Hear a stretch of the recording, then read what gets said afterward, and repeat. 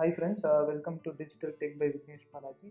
So in this video, we are going to see how to Dockerize a Node application. So I will walk through the basic setup of a Node application, and we will try to run the code locally first, and then we will create a Docker file, and we will try to run that application inside the container environment. So it's very basic, so anyone can able to understand it. And if you have any doubts, please feel free to comment in the comment section below, and I will give you the link for the repository in the description as well.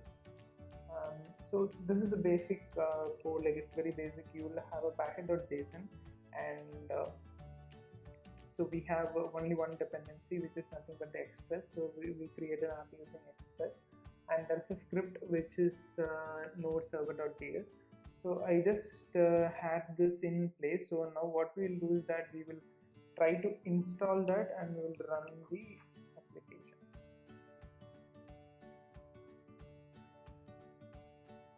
Okay, you can see the node modules has been generated, and now we'll try to run that. So you should get a console like npm localhost 8080. So now we'll try to run it from the localhost 8080.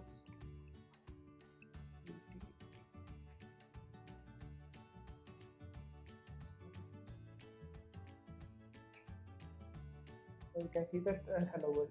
So it's very basic actually. Whenever you have some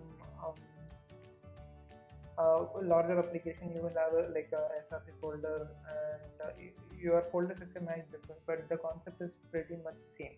So now what we will do is that we have server.js, packet.json, and we will create a docker file now. So the first line with in every docker file will be a base image. Like for this we are going to install a node image. So you just want to write from node 10. So I am using node 10, so you can use latest also. And after that, so consider like, to give you an idea, docker file is basically like just like you are copying your code to another computer. So these are the certain set of commands, you can say, or lines of code which will do actually the job, and it will spin up those containers, and you can run the application from the container. So it's basically very useful when you dockerize this particular project, and you can use that image in your any of your like cloud providers. So I'm going to create a working directory inside the containers, that is user src/app. So your code will reside inside this particular folder inside the container. This is working directory. First I'm going to copy the packet.json. So whatever it's related to packet.json or package log, everything will be, so I'm going to give package star.json, and that is equal to the current folder. So I'm copying the, so now the working directory is user src app. So I'm copying this package star.json, so it will copy all the log and the actual json package json. So then after that I will run npm install. After that only I will copy the content. So I will copy what content I want to copy, the server.js. So it will be dot copy the content to the current working directory, and I'm going to expose the port. So we have seen the port which we given here is 8080. So I'm going to give the same 8080, and you want to run the command, that is node server.js. So it's an array which takes like array of commands to say. So it just basically run this command. So it is like node server.js, so it will run inside the container. So now the docker file is ready. So to give a glance, what I'm doing is like I'm pulling the node image and creating a directory, and I'm copying the package.json as well as package log.json inside the container. After that I'm doing npm install and copying the server.js, and where I'm using the port 8080. So I am supposed to expose 8080 out to the outside world. And the final thing is the command node server.js.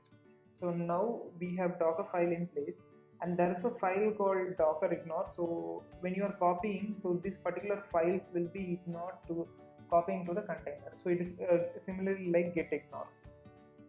So now we have docker file in place. So now we'll stop running this application locally, and we will try to build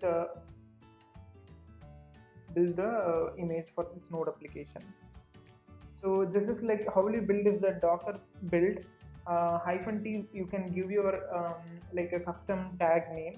So I'm giving a Vignesh node app and dot. So what is the command is that again like docker build -t, the name that you have to give it for the image, and that final dot represents tells the docker, so docker file is in the current directory. So now you can see I have to start the docker to say. So I'm starting the docker. So you can see docker is starting in the machine. So let's wait until it starts. So you can stop the docker like whenever you need, because sometimes it will consume a lot of memory. So you can stop the docker when you are not using. If you click on this particular thing, so you can see the docker desktop is running. So now we will try to hit the command again. You should be able to build it. So you can see the step 1. So you can see like there are steps involved. So basically there are 7 steps, or 7 steps are nothing but the 7 lines of commands. So you can see each and every steps being executed. It will take little time, so let us wait till that time. So now the node image is successfully built, and we will see whether it's listing over here. So docker image.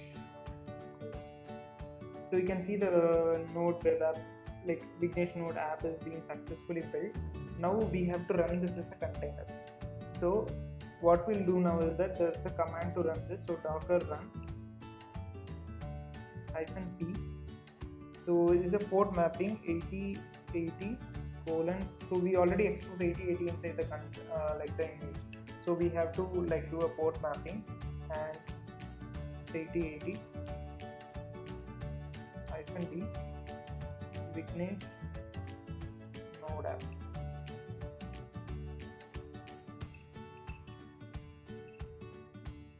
So now that container is running, now we can hit the command docker psu to see it. So you can see like docker, so this Vignesh node app and the container ID.